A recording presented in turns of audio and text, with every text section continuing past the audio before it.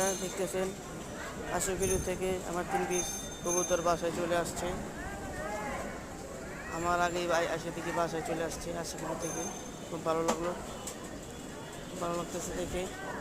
দেখেন খাওয়ান দিয়েছি, খোপে ঢুকতেছে। দেখে খুব আনন্দ হলো যে আমার আগেই চলে আসছে কবুতর 3 পিস।